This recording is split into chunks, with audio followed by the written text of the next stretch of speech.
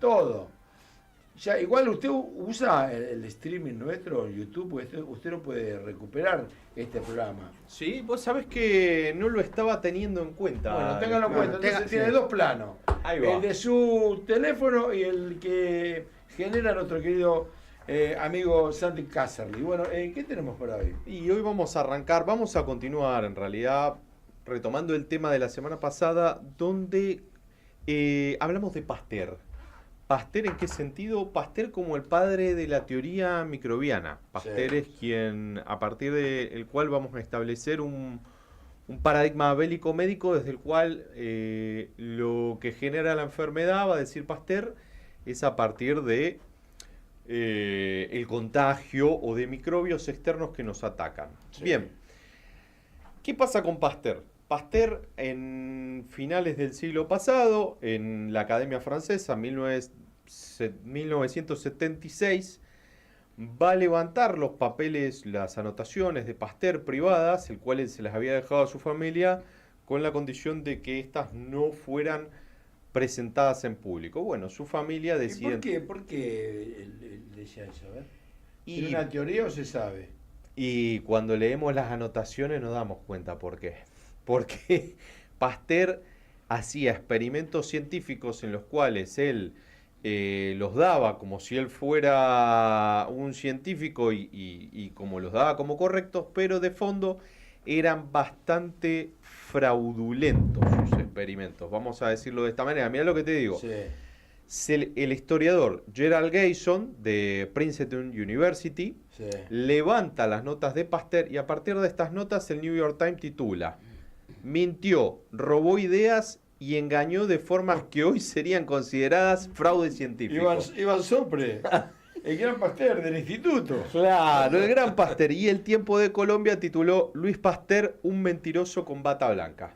No, o sea que así arrancamos con la teoría de plazas, tiene calles, todo tipo, ¿no?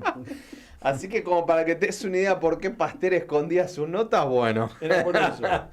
Cuando levantan las notas de Pasteur, se dan cuenta de que Pasteur en realidad no era lo que decía. Empecemos por el principio. Pasteur no era médico. Pasteur era químico. Y hasta hay dudas de si era químico realmente, pero ¿qué descubre Pasteur?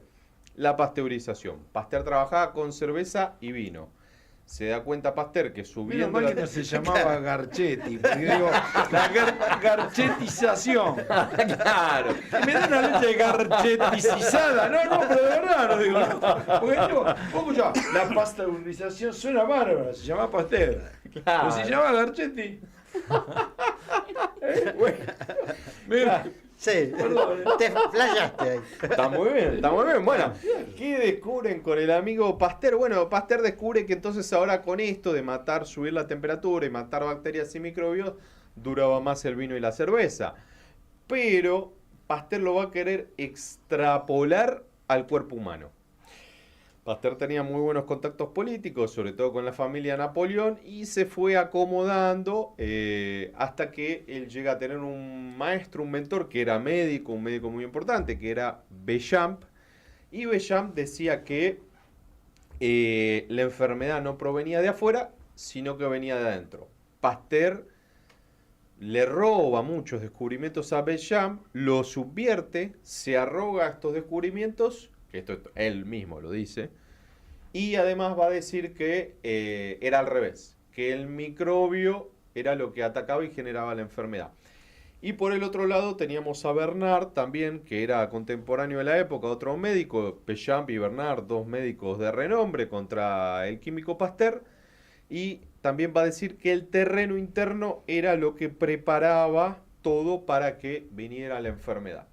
Esto decían Bernard y Béchamp. Pasteur los ridiculizaba en público, mientras que por detrás les robaba sus experimentos. O sea, Pasteur era un angelito. Esto por suerte él lo deja anotado, porque si no hoy nadie nos cree. Y a partir de su éxito de la pasteurización le empiezan a como a dar más prensa al amigo Pasteur. Pero esta lógica mecánica, decían Bernard y Béchamp, no aplicaba al cuerpo humano. O sea que porque vos tengas menos microbios o bacterias en la fermentación, esto no quería decir que estos eran los que enfermaban en el ser humano. Sí. Bueno, Pasteur era, también van a decir los de la época, porque Pasteur en su época no fue querido, o sea, ni tampoco fue aprobado. Incluso recién Pasteur se le va a dar su mérito, entre comillas, después de su muerte, cuando viene Rockefeller y levanta su teoría. ¿Y por qué servía la teoría de Pasteur para los Rockefeller? Porque ¿Para hacer negocio? No me digas. bueno, Qué raro, ¿no? es que ellos son unos filántropos, Sí. muy buena La misma gente. familia que derrocó Ilía, no me digas. ¿Porque me quiso poner un banco? No me digas. Exactamente, ahí que tenemos el auge petrolero industrial, finales de 1800, la época de Pasteur, y encuentran que con esta nueva industria se podían construir derivados del petróleo químicos y a partir de ahí podíamos empezar a vender jabones, desinfectantes, antibióticos y los pinchazos, las inoculaciones. No voy a decir el nombre para que después no me lo bajen. Entonces, claro, Bayer, DuPont, la Standard Oil dicen, che, bueno, acá tenemos negocio. Entonces John D. Rockefeller, que funda... Acá hay uno que dice que eso no puede servir. Ahí va, y por eso lo buscan a Pasteur. Claro, O a nuestro Garchetti. claro. El doctor Garchetti. Claro, entonces ahí, bueno, se funda en 1901 el Institute for Medical Research de Rockefeller, donde este instituto va a empezar a fomentar la farmacología y la medicina vista desde un paradigma bélico-médico. Esto montado sobre la teoría de Pasteur y sobre la teoría de Koch, que Koch va a establecer los 4 postulados de Koch. El del vacilo. El del bacilo. Koch va a decir, che, si no hay bacterias y microbios, no hay enfermedad. Pero después Koch se desdice, por eso son postulados y no leyes, porque no los puede probar. Y Koch va a decir después, che, también hay portadores sanos. Bueno, según cómo esté el terreno interno de la persona, también entonces se puede enfermar o no. Entonces, como que a partir de ahí, la teoría de Koch es como que queda en teoría, en postulados, pero no se comprueba. Y después va a haber otro tipo más que lo va a seguir, que es McIntosh, si no me equivoco, el cual ve que hay una fagocitosis, ve que una célula se comía bacterias y a partir de ahí se teoriza el sistema inmunológico, pero él no lo establecen sus seguidores, en lo cual después como que queda medio en la duda realmente porque lo que ve es la fagocitosis, pero esto no quiere decir que por eso hay un sistema inmunológico que ataca bacterias. Bueno, a partir de estos 3, Rockefeller monta, después con el informe Flexer, donde van a subvencionar y pagar dinero, y acá lo contamos, Ahí se acabó la historia. y ahí se acabó Cuando las plantas aparece la medicinales. mosqueta de Rockefeller, se acabó la verdad. Exactamente. ¿Y por qué también se lo llamaba en Francia charlatán a Pasteur? Porque Pasteur se roba una fórmula. No, pero era Dale, ¡cámbiale dale. el nombre del instituto! Vamos a poner el Instituto Garchetti, viejo. Claro, se roba una fórmula, inocula 25 ovejas con anthrax, 25 no las inocula, que no era la fórmula que él decía que estaba usando.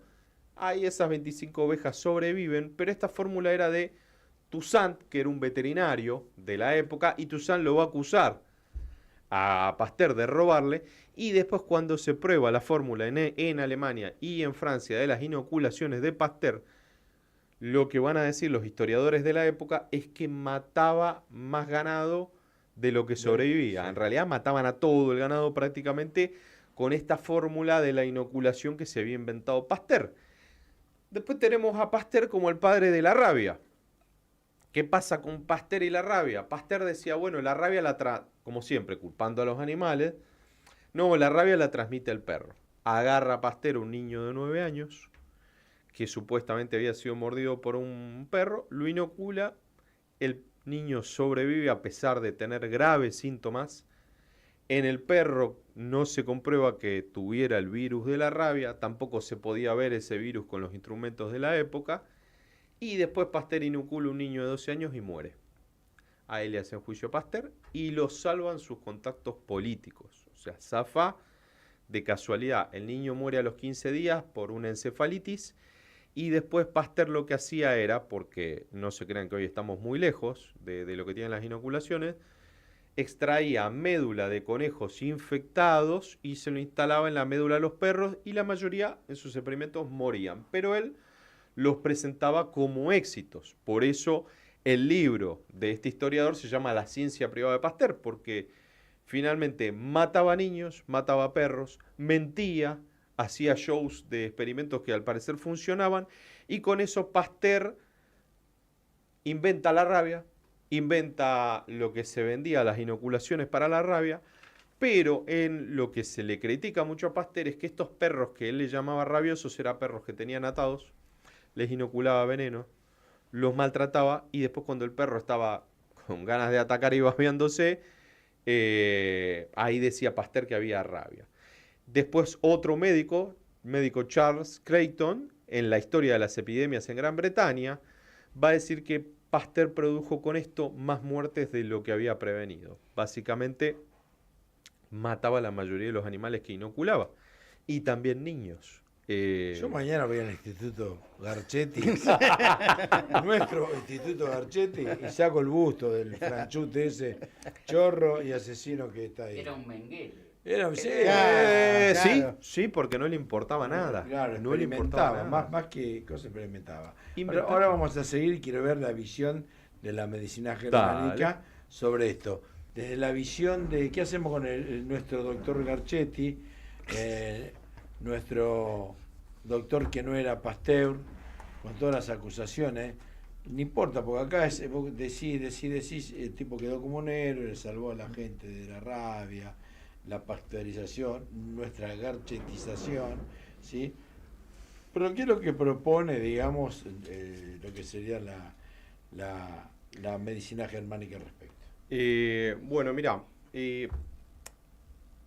Pasteur, Béchamp van a decir lo contrario. Cuando muere Pasteur, Pasteur va a decir a su nieto y dentro de su familia él va a decir, Bernard tenía razón, el terreno lo es todo, porque era una frase muy común, se había establecido una polaridad, estaban los pro Pasteur, los pro Béchamp y Bernard, y Pasteur antes de morir confiesa esto, se lo dice a su nieto, y además, dato curioso, se trata con un homeópata Pasteur antes de morir.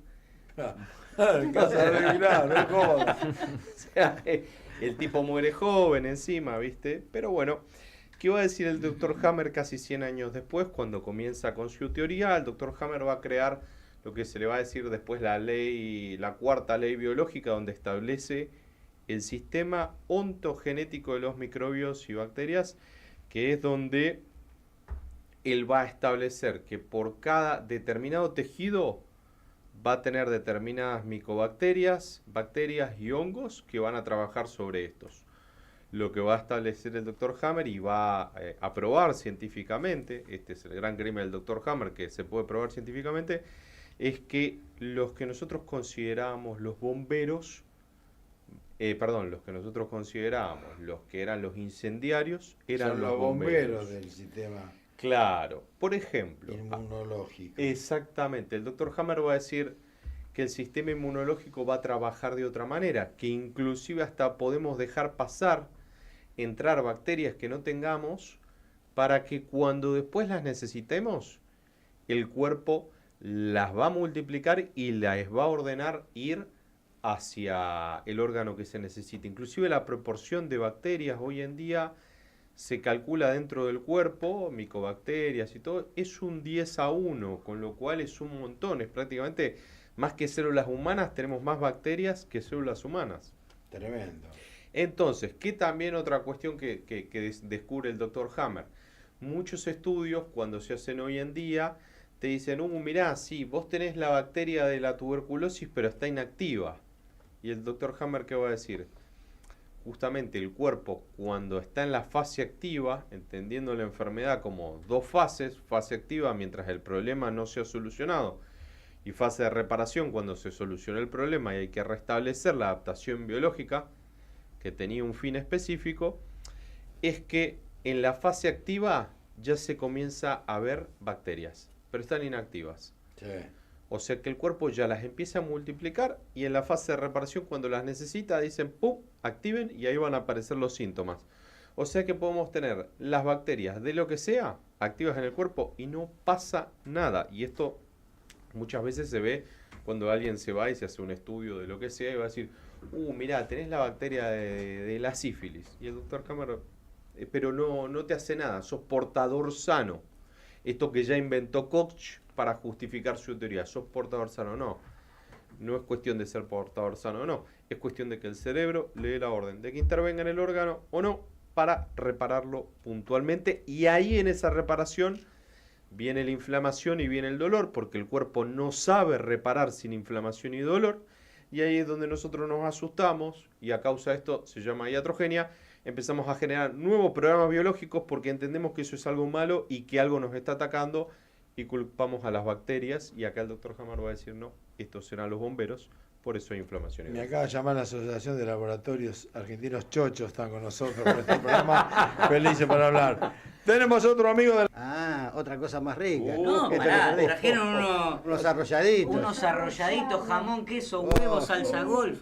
Sí, sí, sí. No, nada de volverse. Aceitunita, morroncito. Perdón, ¿cómo? Y yo, cuando Vos tirano bien, No, si querés saber, mira el programa que fue grabado. el lunes que viene encontrarán a estos sátrapas y a mi ex amiga Vivi Santibáñez en lo que vendrá. Chau, hasta el próximo lunes a las 17 horas. Linda tarde para hacer radio. Sinceramente, para nosotros es un honor poder estar acá en este mismo Linda tarde para hacer radio. Acompáñanos.